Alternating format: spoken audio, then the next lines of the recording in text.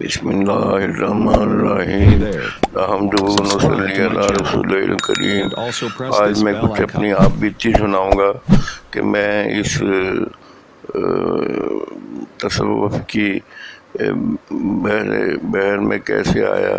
اور یہ پہلے میں ایک تاجر ہوتا تھا متوسط درجے کا، اور اپنے لہذا کاروباری تھا بالکل، اور دنیا دار تھا۔ تو لیکن میرا گھرانہ جو ہے، خاندان جو ہے، وہ دینی خاندان تھا۔ میرے دادا سید اعظم شاہ صاحب نے سب سے پہلے چک قاضیم میں سکول کھولا، اور کچی دیوار 4 دیواری تھی۔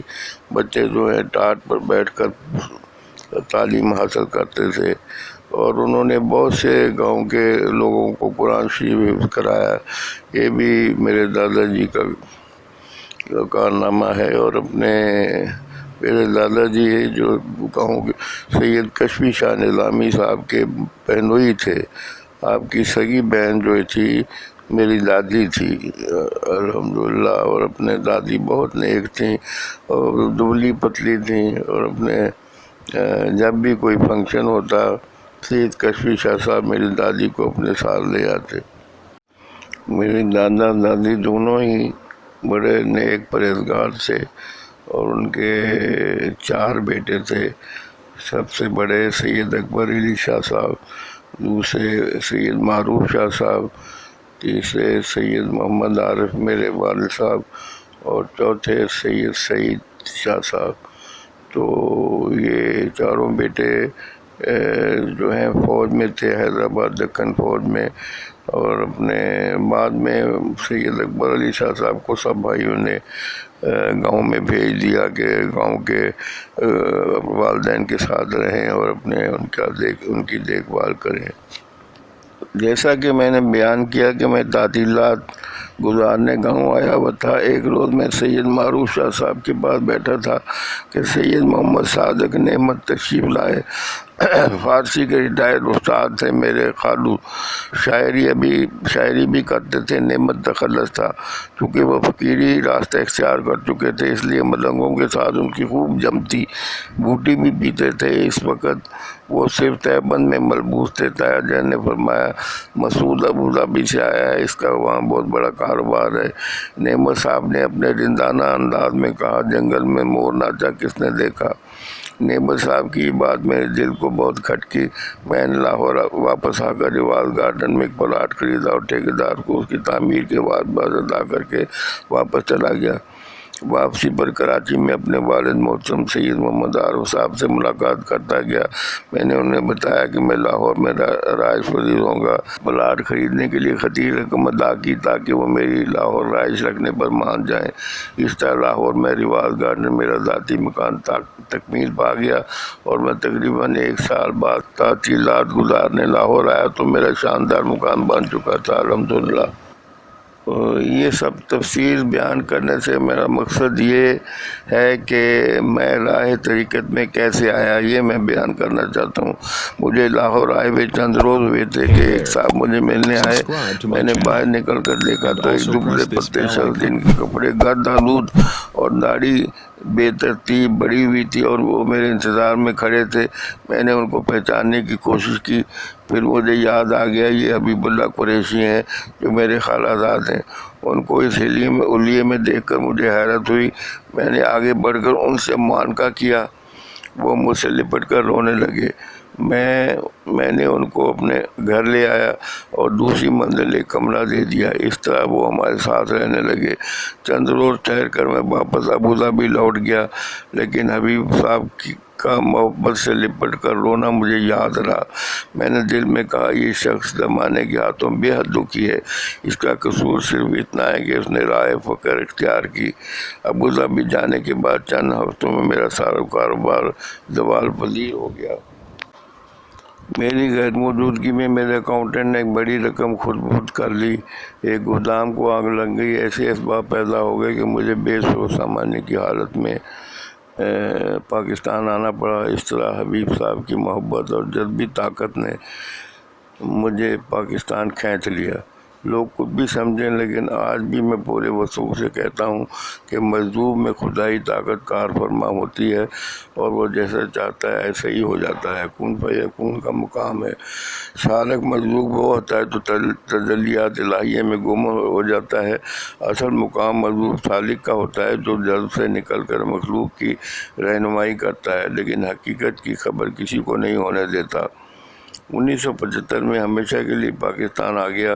حبیب صاحب نے مجھے اپنے مرشد حافظ محمد صدیق رحمۃ اللہ علیہ سے سالم شریف بیعت کروا دیا۔ مرشد نے عذرائے کرم فرمایا، مسعود تیری ابوظبی اتھے ہی بند تھی، فکر نہ کر۔ تو پھر کہا کہ مسعود 3 بار شریعت شریف پڑھ لیا کر۔ انہوں نے میری طرف دیکھ کر فرمایا، تو کی پڑھتا ہے، میں ہی تیری طرف پڑھ لاں گا۔ اس طرح یہ عاجز بندہ روحانیت کے بحر میں داخل ہوا۔ اب میں اپنی کاروباری زندگی کو نکال کر صرف روحانیت کے سفر پر گفتگو کروں گا۔ میں سمجھتا ہوں کہ کاروباری تباہی کے باعث روحانی لائن میں آ کر میں بچ گیا۔ مجھے کبھی اپنی ابوظبی کی کاروباری زندگی اور ہونے والے نقصانات کا خیال نہ آیا، کیونکہ اب میرا نقطہ نگاہ بدل چکا تھا۔ مجھے اپنے مالک کی حقیقی کے قرب اور اس کی معرفت حاصل کرنے کا شوق پیدا ہو گیا تھا۔ اب میری سمت اور میری منزل کی نشاندہی ہو چکی تھی۔ میں اپنے مالک کو پانے کی لگن میں سرشار ہو چکا تھا۔ وہ مالک جو لافانی ہے، جو پوری کائنات کا مالک و مختار ہے، جس نے ہمیں پہچان کے لیے پیدا کیا، جس نے ہمیں اپنی پہچان کے لیے پیدا کیا۔ میری دنیا بدل چکی تھی۔ میرا مقصد تو مطلوب و محبوب وہ ذات تھی جس نے مجھے پیدا کیا، اور وہ مجھ پر مہربان ہو چکی تھی۔ من عرف نفسہ فقد عرف ربہ کی منزل کی طرف گامزن تھا۔ میں اپنے مالک کا شکر گزار ہوں کہ اس نے مجھے اپنا بے پناہ شوق عطا فرمایا، اس کے ساتھ ساتھ اپنی راہیں کشادہ فرما دیں۔ میرے رات دن حبیب صاحب کے ساتھ ایک حجرے میں گزرنے لگے۔ صحبت فقراء۔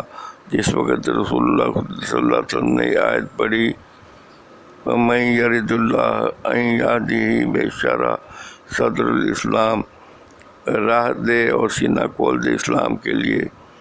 تو کسی نے عرض کیا، یا رسول اللہ صلی اللہ علیہ وسلم، شرع صدر سے کیا مراد ہے؟ تو آپ صلی اللہ علیہ وسلم نے فرمایا کہ جس وقت نور دل میں ڈال دیا جاتا ہے تو سینہ کھل جاتا ہے، اسے شرع صدر کہتے ہیں۔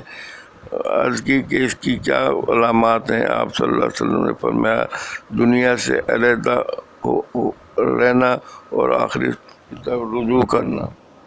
لندن سے PhD کر کے تشریف لائے تھے حافظ غلام مرتضیٰ صاحب نے، جو خواجہ محمد صدیق کے بڑے صاحبزادے تھے۔ انہوں نے میری ملاقات مسعود الزما صاحب سے کروائی۔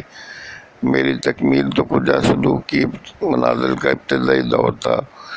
تو ڈاکٹر مسعود اللہ قاری صاحب نہایت شفیق انسان ہیں، ان سے مل کر میں بے حد متاثر ہوا اور روحانی طور پر بھی ان سے وابستہ ہو گیا۔